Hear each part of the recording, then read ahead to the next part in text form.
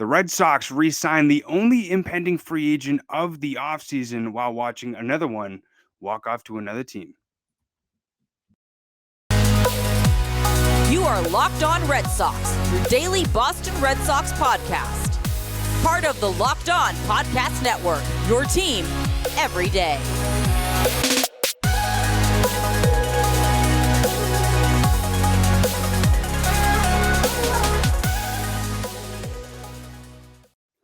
Welcome back into Locked On Red Sox podcast, and thank you so much for making Locked On Red Sox your first listen of every single day. I'm your host, Jake Ignaszewski, and here, as always, with NESN's Lauren Willand. And with all the free agents that the Red Sox had going into the 2022 offseason, they made their first official re-sign of this entire offseason. Who's ready? Who's excited? It's a ginormous signing. Drum roll. Yu Chang. I know everybody's like, let's go. Like, because I mean, he was one of the most astounding players all throughout last season, played a total of 11 games. And I bet you're like, who's Yu Chang? Is that what you thought when you saw the notification come by, Lauren?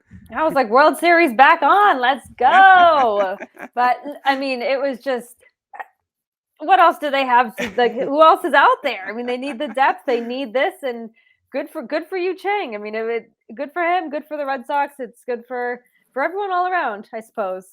The one thing that I was curious about, though, and it makes sense for the position he plays, the versatility that he brings. He got a major league deal, so they're paying him $850K. The only reason why I say I was surprised is Raimel Tapia played way more games than Chang did all throughout the 2022 season. He got a minor league deal from the Sox. Same with Alfaro. He got a minor league deal with the Sox, and he played way more games than Chang did and made way more of an impact, obviously on another team. But this sort of shows, in my opinion, Elvis Andrus, Jose Iglesias, probably off the table. And Yu Chang will most likely provide, the middle infield depth that Heimblum has been talking about to back up, Kike Hernandez and Christian Arroyo. Yeah, I mean, especially with Trevor Story not really having a timeline on his return and not exactly knowing what Christian Arroyo will bring you. And then you have Mondesi, who is maybe not even will be ready for opening day, and how he just can't stay healthy. And you can make that same case for Arroyo. So you just need that extra depth. And, if you need to move Kike over to second for whatever reason, if you can have depth in the infield, and that's what they need. And they could have avoided all this years ago, but that's obviously not the case. But yeah, I mean, we've had commenters and listeners say that you can never have too much depth. And the Red Sox clearly have taken that very, very seriously, that you can never have too much depth. And even Alex Cora alluded to that today, that he provides the depth. And, that's what that middle infield is a big question mark, particularly second base, not so much shortstop, because you do have Kike there. And I would take a bullet for Kike Hernandez. I trust that man with my life. But second base, it's iffy. You got a lot of injury riddled people that can platoon second base, but how can you platoon if they're both injured? And especially with Cora, mentioning that Christian Arroyo at this time is the team's second baseman. And I bet for a lot of you who are hearing us talking about Yu Chang, like, wait, he played for the Red Sox last year? Well, he ended up getting claimed off of waivers at the end of the year from the Rays. Then the team ended up releasing him on November 18th. And then, obviously re-signed him just a few days ago. And so ended up, as I mentioned, played 11 games. He does have versatility. And I think that's the main thing, because he has a career .213 batting average, but he plays first, third, and second base. And so curious to see sort of what the platoon looks like between Chang and Arroyo, if he's used as shortstop as well, really how they utilize this versatility. But as you mentioned, gets the team's depth a little bit deeper, but kind of funny to joke around with, he's the only re-signed player from all the impending free agents. Yeah, with all the free agents the Red Sox had that played on their team last year, I would not think Yu Chang would be, let alone one of them, like not even the only one. We thought there'd be a lot more of the 2022 returning in 2023, but having Yu Chang be the only one, that free agent who decided to come back or was re-signed, but you look at the names out there, like, the JD Martinez's, the Nathan Eovaldi's, the Michael Wachas, and Yu Chang gets the deal done. And that's good for him. I mean, he'll provide that depth, and he does have that versatility because you never know when you're going to need it, especially with how many question marks this team has. And he's not the answer to anything. He's just another question mark of how he's going to fit on this team, and how long until he gets his first start because someone goes down with injury or it's just not working out with somebody in the infield. Right. And, they definitely had to see something to intrigue them enough to want to re sign him.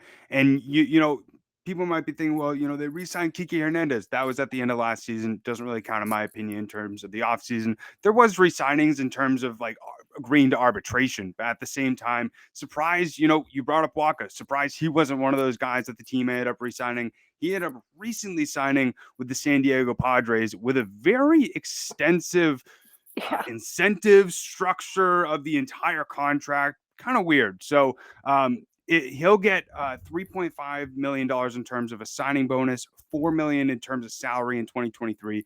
Pretty crazy that we were talking about him potentially making 12 to 15 earlier in the season, especially with how much he shoved for the Red Sox last season. 3.32 ERA over 127 innings. And then the Padres will have to decide whether or not to pick up the two options for 2024 and 2025, each valued at $16 million. So it's essentially a 2-year, $32 million if they do decide. If they decline, Wacha will then get to decide whether or not to simultaneously pick up 3 player options, which are valued at $6.5 million in 2024, and then $6 million the next 2 seasons. So that would essentially be a 3-year, $18.5 million year. But since the player options are considered guaranteed, then all the amounts will amount to $26 million. That was a lot of jumble. It's a lot of numbers. Too many numbers. At the end of the day, Michael Wacha got his multi-year contract, not what most people expected, and kind of crazy as well. Now that I'm looking at it, $4 million in terms of just base salary in 2023. And then when you look at the options, it's 6.5 and then $6 million. The Red Sox paid him $7 last year. Not to say, they got more than enough value from him for the $7 million, but I'm just very surprised that he didn't get more money than the Red Sox from another team than the Red Sox paid him last year. Yeah. I mean, good for Wacha for getting that longer term deal. It kind of reminds me of the James Paxton deal, how the Red Sox declined the option, but that he could opt into the player option kind of thing. It's baseball contracts are so weird, and sometimes they're just overly complicated, and not even complicated. There's so many levels to them. It just seems very unnecessary. But Wacha got what he wanted. He was seeking a 2-year deal, and he got more than that. He gets the money. He gets to go to San Diego. It's always warm there. He gets to play, of course, with Xander Bogaerts and a really strong Padres team. Where are they getting all this money? I want some. I feel like it's just like bottomless. They're just dishing it out to everyone, and good for them. Listen, they want to buy a big team. They want championships. Hopefully they can do it. But Wacha earned a contract after last year, and you look at the money, and after all is said and done, it's a nice pay raise from overall that it could amount to overall. And he's 31, so he at this point in his career, he probably didn't want to settle. He didn't want that 1-year contract. He wanted 2. He wanted that term. He wanted that job security. And with this kind of deal, he gets that. So good for him. Good for the Padres. Hopefully it doesn't come to bite them. But with someone like him who also has injury history, we don't know if he's going to replicate what he did in 2022. That could have just been a miracle year for him. Right. And of course, he's going to look even better because he was the best pitcher on a bad team, and with a team of pitchers who just could not stay healthy. And he was one of those who couldn't stay healthy. Mm-hmm. He missed a month, I think it was. It was still the best pitcher on the team. So I think some of that did make him look better. And that's not taking away from anything that he did. I loved him in his 1 year while he was here. I was big on wanting him back. I'm still surprised he didn't get that qualifying offer from the Red Sox, but can't live in the past. So good for Wacha, good for the Padres. And listen, get your money. And that's what he's doing. And he's making sure that it's kind of in his court that if something gets declined, he's like, oh, well, I can still, opt into it and make sure that I get paid. Maybe not as much as I was hoping, but it's still in my realm of what I wanted to make. Yeah, I think you said it perfectly because especially if he was to get, a 1 year, $12 million, well, then he wouldn't have that guaranteed contract for the next, Right. 3 to 4 years. And, especially, with him starting to get over the 30-year hump, being able to, get that security while also, the valuable money aspect of it too. Very happy for him. And, one thing that I did ask a lot of my friends when I was out in Arizona who are Padres fans, I said the same question: where are they getting this money?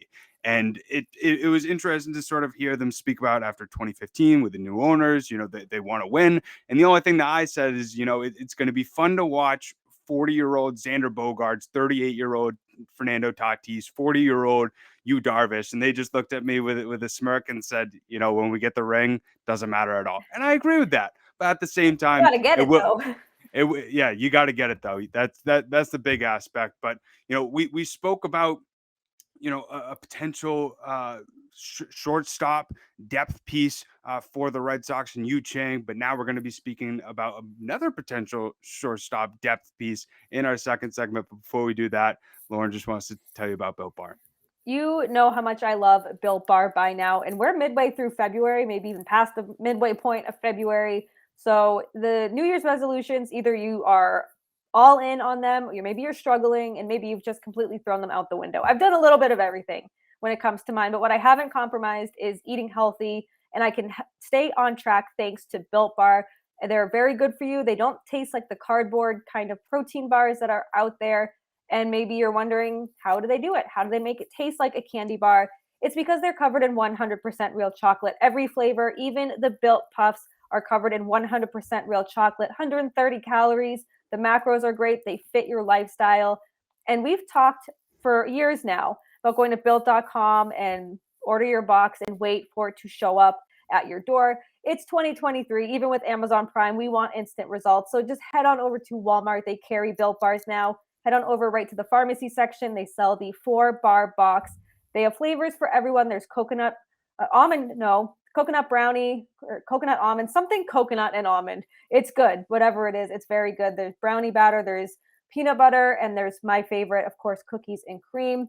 But if you're closer to a Sam's Club, they also carry Built Bars in the 13-bar box. So just go crazy, get yourself a Built Bar. But hey, if you are a patient person, built.com has them there too. They will show up to your door, so there is that convenience factor. But head on over to Walmart, Sam's Club, built.com, and don't miss out on getting yourself some Built Bars.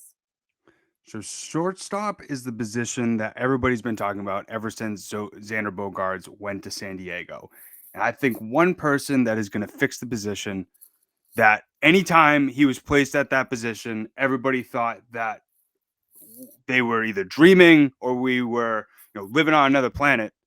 Bobby Dalbec is going to be the fix to shortstop. No, I'm kidding. I'm on a little bit of a Wake up. today. Wake up from the dream. You're dreaming. Sleepwalking. Alex Cora said that he's going to see time at 3 different infield positions: first base, third base, and shortstop while in spring training, since Kike and Rafael Devers will be at the WBC.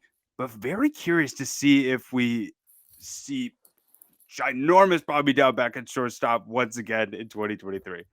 Yeah, we've talked about how this is a very, very big off season or spring training for Bobby Dalbec, because we don't really know where he fits on this team. We saw the struggles last year, and we saw the struggles at first base. So to see him kind of get a little more time there, albeit because, Hernandez and Devers will be at the WBC, it's going to be good for him to get that tryout, that kind of exposure to the other positions frequently. And Alex Cora did bring up a good point, because he said that he's played in the shift, and now with the shift being banned, it makes you wonder, is that going to make a difference? I have no idea how this whole banning the shift is going to impact batters and infielders. I mean, we can assume how it's going to impact everyone, but we won't know the real impacts of it until the season starts and we start watching this kind of unfold. But you have to work with what you're given. And Bobby Dalbec does have the versatility, or he should have the versatility. Shortstop scares me, though. I know that he's a corner guy.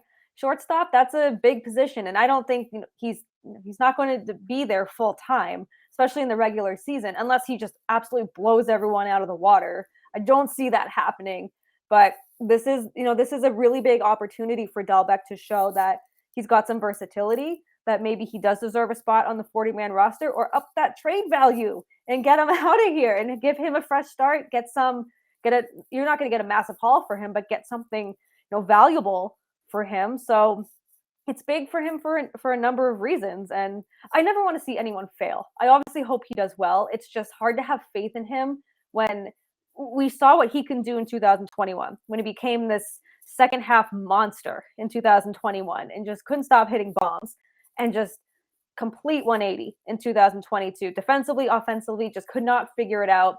And hopefully, maybe it's mental, maybe it's physical. Hopefully he got all that worked out and he can be valuable and versatile. I just think that it's almost like his last chance. And Alex Cora is like, we're putting you here. Make of that what you will. Do your best, and we're going to go from there. But I think Dalbec knows that this is the spring training to go off and not have a bad spring training, because it's not going to be good. He'll end up in Worcester and be even harder to trade him if that's what they want to do. And especially if he's able to replicate what he's been able to do in the last 2 to 3 seasons in spring training. I mean, he's like, if they gave MVPs in spring training, he'd win it, because he last 2 years he's led the Grapefruit League in home runs. Like he's just looked like an all-star. And then I agree with you. I think this not only builds his versatility in terms of how the Red Sox can utilize him if he is on the 26-man roster this season, but it also adds to his trade value. And I think the Red Sox, with these trade conversations, they're going to use their best poker face. Yeah, he's a shortstop. Yeah, he can play shortstop. He's a versatility. Teams are smarter than that. I think as well, if he's able to showcase the speed that we've seen him have on the base pass, which it's incredible that him 2 years ago was the fastest player on the Red Sox, outside of obviously Jarren Duran, but being able to use that speed and that range to be able to whether play shortstop, second base, third base, first base. But I'm curious to see how it really does end up working out for him, not only in terms of his play performance, but also how much it really helps him boost his stock in terms of how the Red Sox front office sees him. But speaking about another player that played second base who had the number 2, another player that is now going to take over that number 2 in a Red Sox uniform is new signing Justin Turner. And we've heard a lot of people who are happy about it, not too happy about it, but it's curious. It's really interesting to sort of hear the ties to it.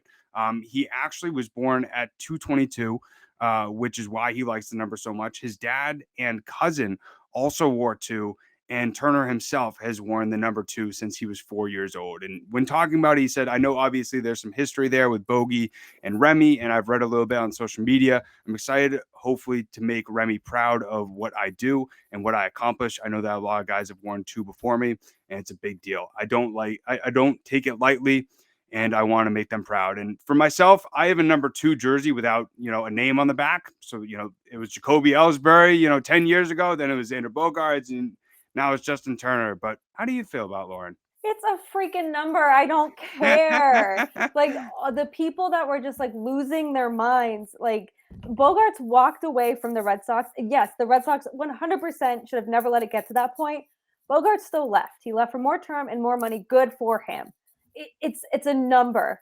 And if anything, like they probably should have retired it once Jerry Remy passed away and Bogaerts ended up leaving, but they didn't. So it's up for grabs, and that's just that. It's a number. I don't think Turner did anything. This wasn't spiteful. This wasn't spiteful from Turner. That's his number, and he was told no when he went to the Dodgers, and that he couldn't wear it.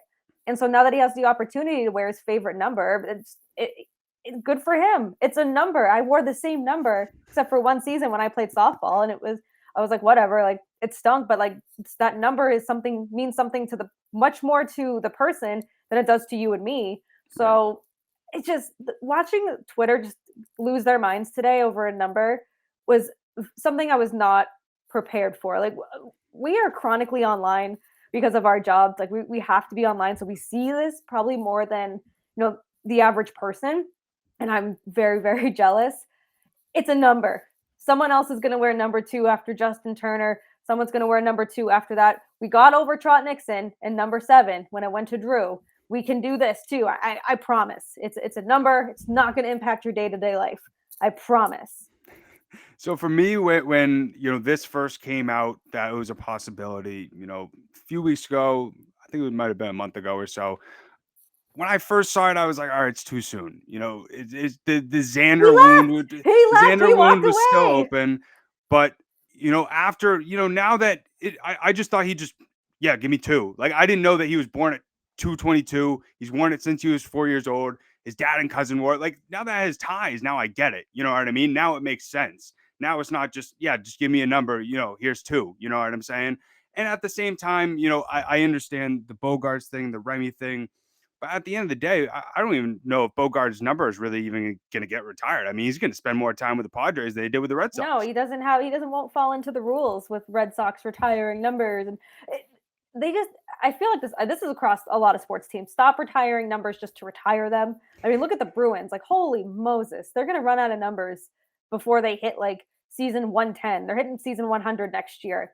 And I think the Red Sox have done a good job for the most part, but no, they weren't retiring Bogaerts' number. Regardless, if he stayed, okay, then you have a conversation, but that's 10 years down the road.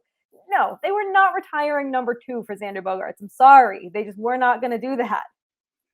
It's funny because one of my good friends, he gets so upset about the retiring numbers thing, and I always bring up Bobby Dalbec, and he's like, "What did he even do?" And I'm like, well, you look at numbers like that, and then you wonder like why it took Wade Boggs 100 years to get his number retired.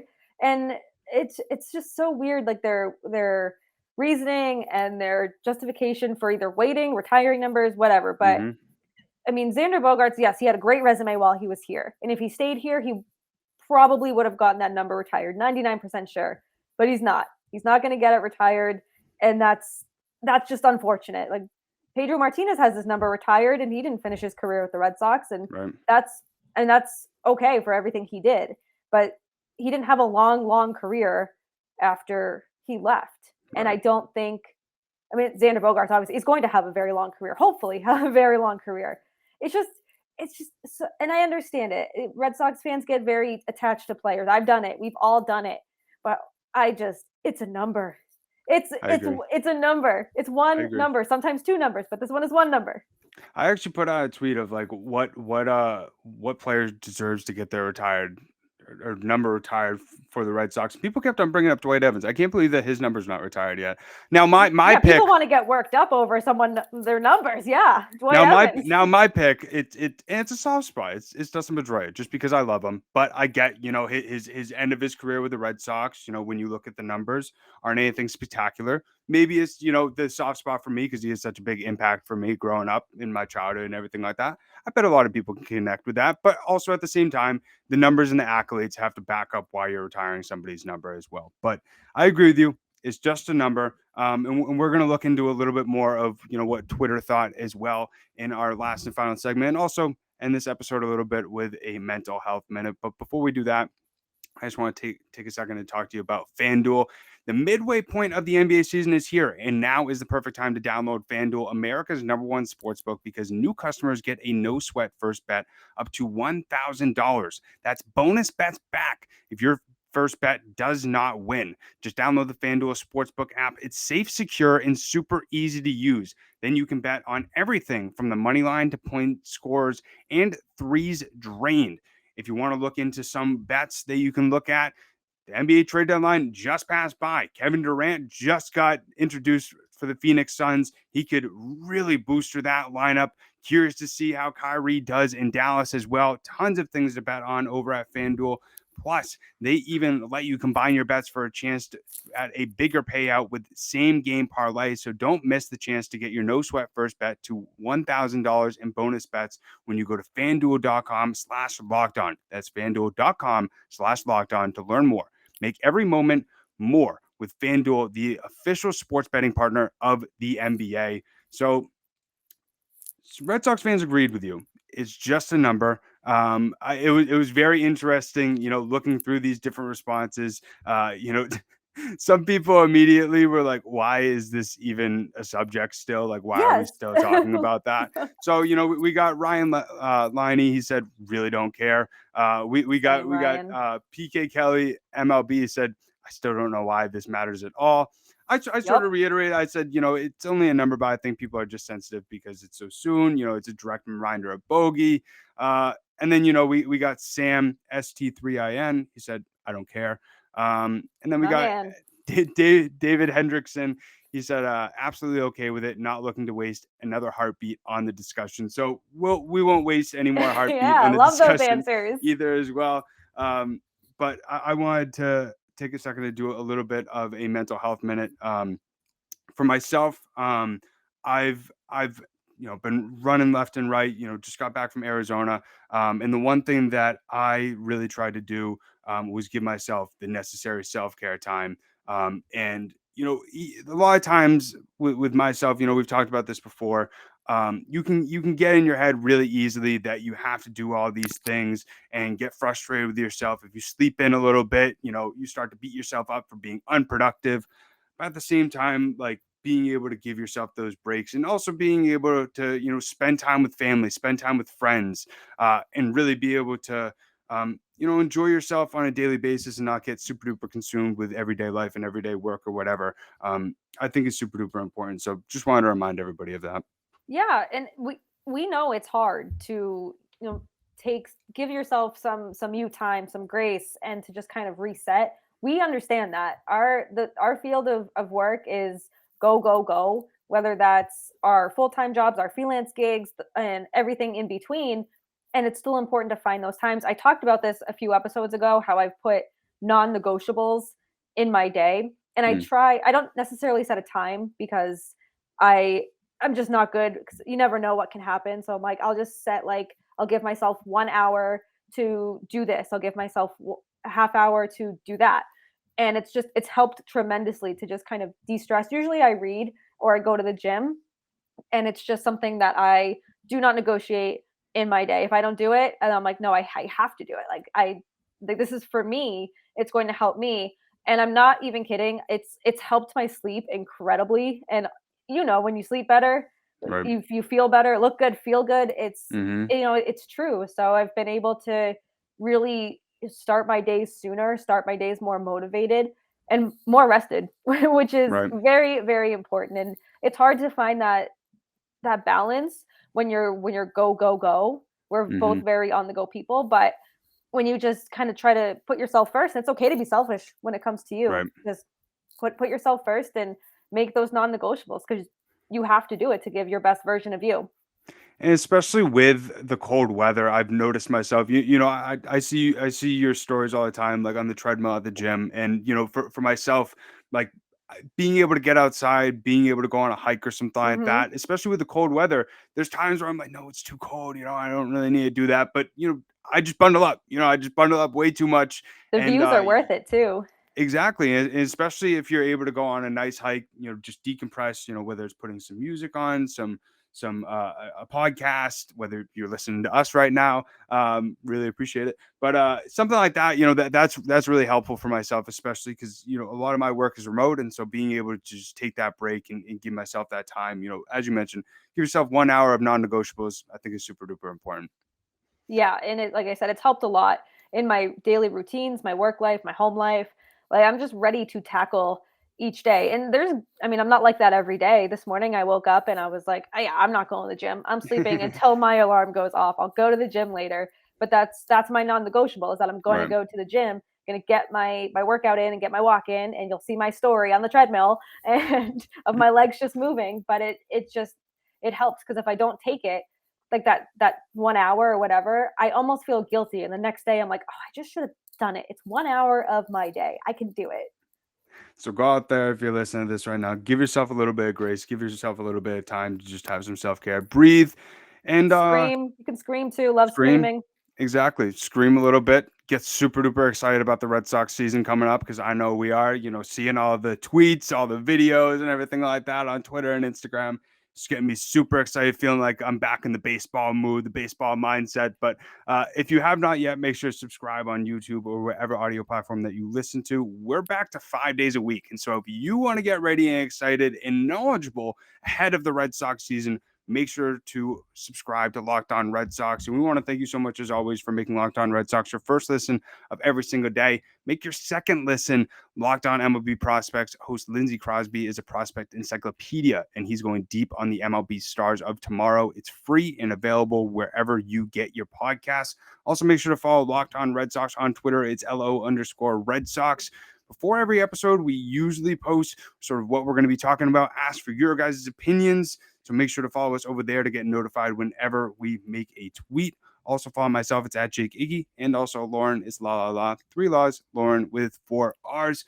We hope everybody has a great rest of their day, a great weekend. Enjoy yourself a little bit, but we'll end this how we always end it. Keep the faith and let's go Sox.